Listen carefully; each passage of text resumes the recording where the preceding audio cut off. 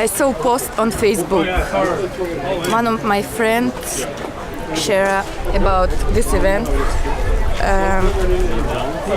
and I saw many of churches in Ottawa offer free stuff, free coffee, free hot dog, and one of the church I saw bike repair.